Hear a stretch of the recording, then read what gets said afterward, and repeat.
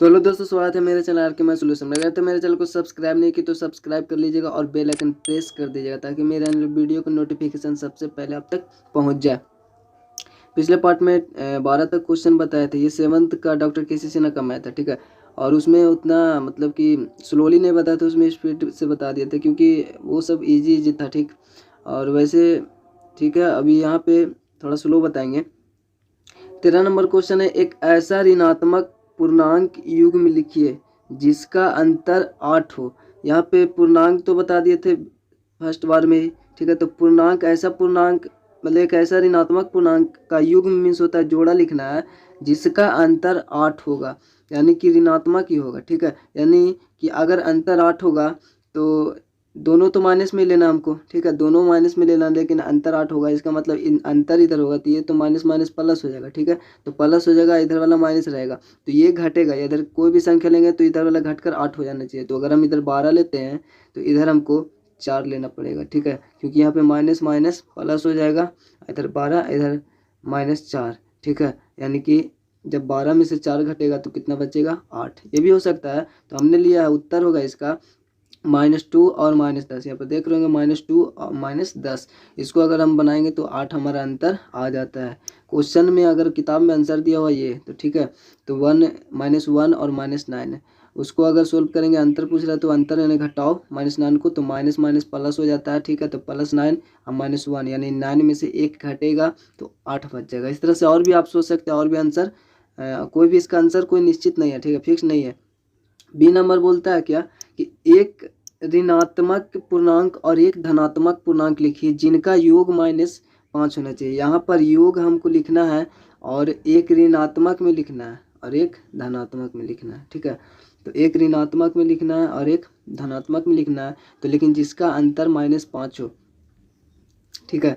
तो यहाँ पे अगर हम इधर वाले ज़्यादा संख्या लेंगे, इधर अगर 6 ले लेंगे और इधर हम 1 ले लें, ठीक है, तो प्लस में 1 है ये और ये माइनस में 6 है। एक ऋणात्मक और एक धनात्मक है, इसको भी सोल्व करेंगे तो 1 में से 6 घटेगा तो -5 बच जाएगा। देखते हैं उत्तर में, तो हमने -8 और 3 को लिया, ठीक है। इसको जब सोल्व करेंगे, ये एक माइनस में है, ये प्लस में है, ठीक।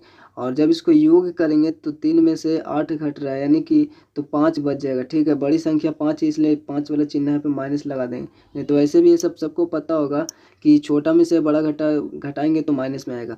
किताब में आंसर ये देता है कि 2 में से 7 घटाएंगे, ठीक है, यानी एक प्लस में है एक माइनस में है। तो यही बड़ा में से छोटा में से बड़ा घटाएंगे तो हमारा -5 आंसर आ जाता है। इस तरह से और भी आप सोच सकते हैं। सी नंबर क्वेश्चन है, एक ऋणात्मक पूर्णांक और एक धनात्मक पूर्णांक लिखिए जिनका अंतर -3 है। यानी एक इसमें भी वही एक ऋणात्मक और धनात्मक लिखना है और उसका अंतर -3 हो। सी नंबर है, तो सी नंबर का एक लिए -1 और माइनस प्लस में 2 ले लिए, ठीक है। तो यहाँ पे एक धनात्मक और एक ऋणात्मक हो गया, ठीक। अब दोनों का अंतर यानी -1 अंतर +2, ठीक है। यहाँ पे प्लस माइनस माइनस हो जाएगा, ठीक। तो -2 और -1 दोनों -3 हो जाएगा क्योंकि दोनों माइनस में एक जाति का जुटता है। तो इस तरह से ये क्वेश्चन हो जाएगा, ठीक है। और आपका आंसर में भी यही देता है, ठीक है। और शायद अगर इसके अलावा आप लोग कुछ सोचते हैं तो कमेंट में बताइएगा, ठीक है। ज़रूरी से कमेंट में बताइएगा इसके अलावा और भी क्या क्या सोचे आप सब, ठीक है। खास कर ये सी का आप लोग क्या क्या सोचे ये कमेंट में ज़रूर बताइएगा।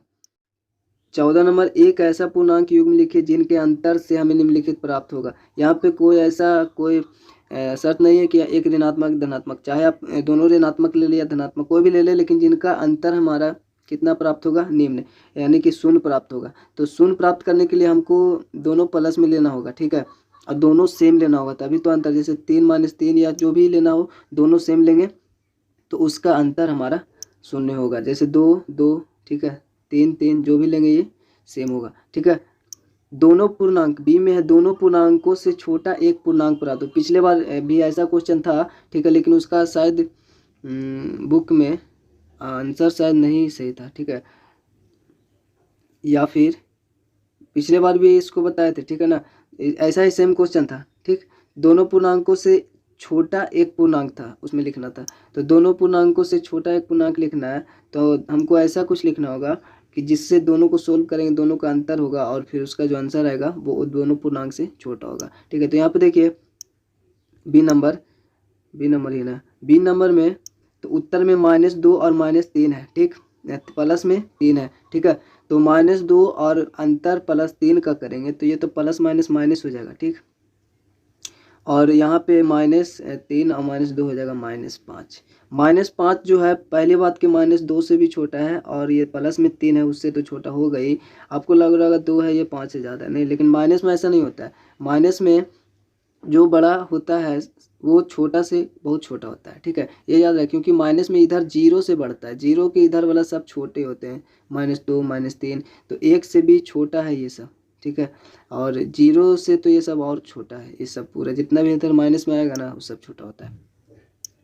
तो अगर आपका किताब में शायद आंसर ये देता होगा 3 और 2, तो 3 में से 2 घटाएंगे तो हमारा 1 बच जाएगा, ठीक है। तो 2 से भी छोटा और 3 से भी छोटा हमारा 1 है, ठीक है। और ये भी और भी हो सकता है, जैसे ये है 7 में से 4 गया 3, 4 से भी छोटा 7 से भी छोटा, है ना।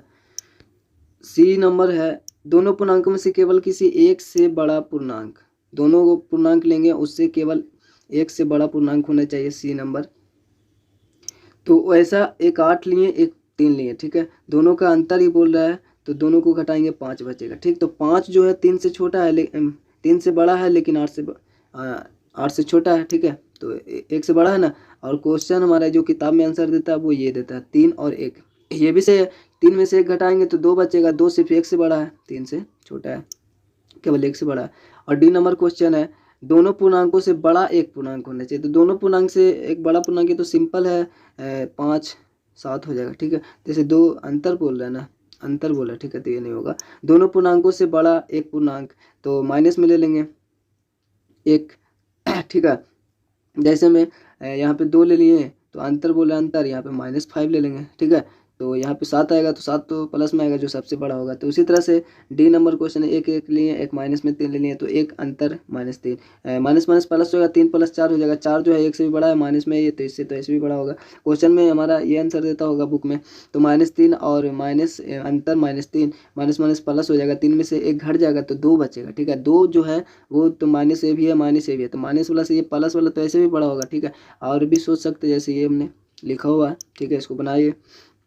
तो इस तरह से इसको सोचना पड़ता है, ठीक। और शायद ये इस पार्ट का लास्ट क्वेश्चन होगा, ठीक है। वीडियो काफ़ी लंबा हो जाता है इसलिए स्पीड में बताए थे पिछली बार, ठीक है। तो ऐसे वो समझ में नहीं आया होगा तो कमेंट कीजिएगा, उसको मैं फिर से एक बार स्लोली बता दूंगा, नहीं आया होगा तो, ठीक है। 15 नंबर क्वेश्चन, बताइए कि निम्नलिखित कथन सही है अथवा गलत। जो कथन गलत है उन्हें सही करें, जो गलत है उसको सही करना है, ठीक है, और जो सही है उसको तो सही है। जैसे जब 2 धनात्मक पूर्णांकों को जोड़ा जाता है तो हमें एक धनात्मक पूर्णांक प्राप्त होता है, जब 2 धनात्मक पूर्णांक को जोड़ेंगे तो एक धनात्मक ही मिलेगा, ये तो सही होगा, ठीक है।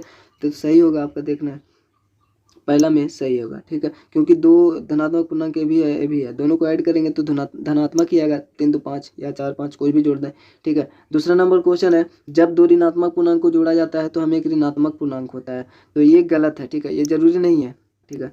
तो ये ऋणात्मक पूर्णांक प्राप्त होगा, धनात्मक पूर्णांक नहीं प्राप्त होगा, ये गलत होगा। देख लीजिए यहाँ पे -2 है -3 है, इसको जोड़ेंगे तो -5 आएगा। सही कथन है कि जब 2 ऋणात्मक पूर्णांकों को जोड़ा जाता है तो एक ऋणात्मक पूर्णांक प्राप्त होगा, क्योंकि 2 ऋणात्मक पूर्णांक है, जोड़ का चिन्ह है तो प्लस माइनस माइनस ही रहेगा, ठीक है। तो माइनस उधर दोनों माइनस में है तो ये हमेशा माइनस में ही आएगा, एक जाति का होगा तो, ठीक है।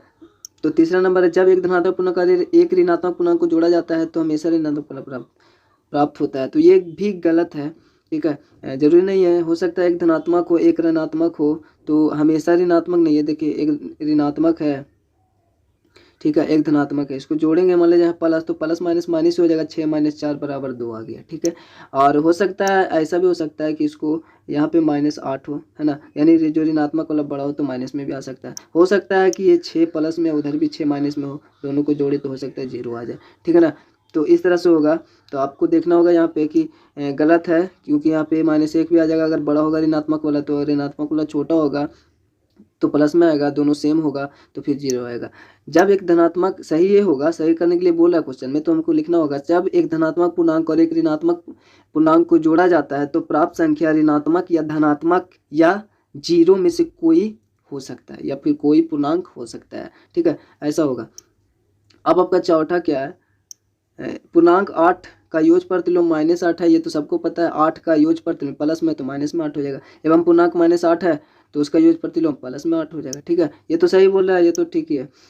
55 नंबर यानी व्यावकलन यानी घटाव के लिए जिस पूर्णांक को, जैसे देखिए जिस पूर्णांक को घटाया जाता है, जिस पूर्णांक को घटाया जाता है, यहाँ पे 2 को घटाया जाता है, घटाया जाना है, उसके योग प्रतिलोम को दूसरे पूर्णांक में जोड़ा जाता है। तो इसका योग प्रतिलोम ये 2 जो है क्या है, प्लस में है, तो 8 में से 2 जाएगा तो कितना बचेगा, 6 बचेगा। तो बोल रहा है क्या कि इस जो 2 प्लस में है उसका योग प्रतिलोम -2 को दूसरा पूर्णांक अर्थात 8 में जोड़ा जाता है। तो बात वही है, ऐसे चाहे वैसे। ठीक है, तो ये भी प्लस माइनस माइनस 8 -2 हो जाएगा, बराबर में 6 ही आएगा। ठीक है, तो ये सही है। और आपका 6 नंबर क्वेश्चन जो है -10 + 3 बराबर 10 - 3 है। ठीक है, तो इसको देखिए 3 में से 10 घटेगा तो -7 बचेगा, लेकिन इधर तो प्लस में 7 बचेगा, ये बराबर नहीं है, तो ये भी क्या हुआ, गलत हुआ। ठीक है, इसके अनुसार ये गलत हुआ। ठीक, और देख लीजिए नीचे, आप हो सकता है कोई आंसर भी गलत देता होगा, तो गलत है और 5वां सही है। ठीक है, यहाँ पे देख रहे हैं। और लेकिन जो हमारा 7 नंबर क्वेश्चन है और वो जो है ये है। ठीक, और यहाँ पे ये है तो 8 यहाँ पे प्लस माइनस 7, यहाँ पे माइनस और माइनस है, लेकिन जबकि इधर 8 है और प्लस 7 है, लेकिन इधर -7 है। ठीक है, और इधर जो है -4 है, लेकिन इधर माइनस माइनस तो प्लस हो जाएगा, +4 है, तो दोनों इक्वल नहीं है, दिख भी रहा है नहीं इक्वल है, और सोल्व भी करेंगे तो इक्वल नहीं होगा। ठीक है, लेकिन आंसर हमारा गलत देता है। ठीक है, ये क्वेश्चन के अनुसार अगर ये क्वेश्चन है तो आंसर गलत है। ठीक है, लेकिन जो आंसर में जिस क्वेश्चन के बारे में आंसर दिया है उसके अनुसार वो सही है। ठीक है, लेकिन वो वहाँ जो क्वेश्चन लिखा हुआ है, लेकिन यहाँ वो क्वेश्चन नहीं लिखा हुआ है। ठीक है, तो इसके अनुसार तो सही में ये गलत होगा, क्योंकि ये मतलब कि ये सही होगा क्योंकि बराबर नहीं है तो काटा हुआ है। ठीक है, तो ये सही बात है कि बराबर नहीं है दोनों। ठीक है, left hand side right hand side.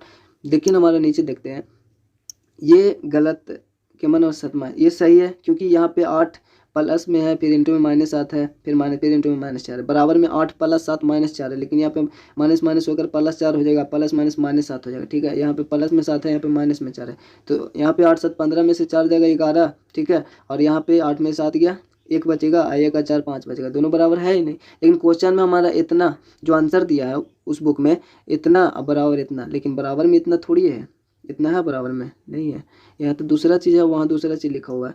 तो देखिए कुछ मिसप्रिंट हो गया होगा, तो आपको बता दिए। ठीक है, तो चलिए मिलते हैं अगले वीडियो में, तब तक के लिए बाय। अगर चैनल को सब्सक्राइब नहीं तो प्लीज़ सब्सक्राइब कर लीजिए, कॉमेंट जरूर कीजिएगा। तो मिलते हैं अगले वीडियो में एक नए पार्ट के साथ। ठीक है, और अगर आपको साइंस सुगम विज्ञान पढ़ना हो ना तो कॉमेंट जरूर कीजिएगा। ठीक है, या फिर NCERT।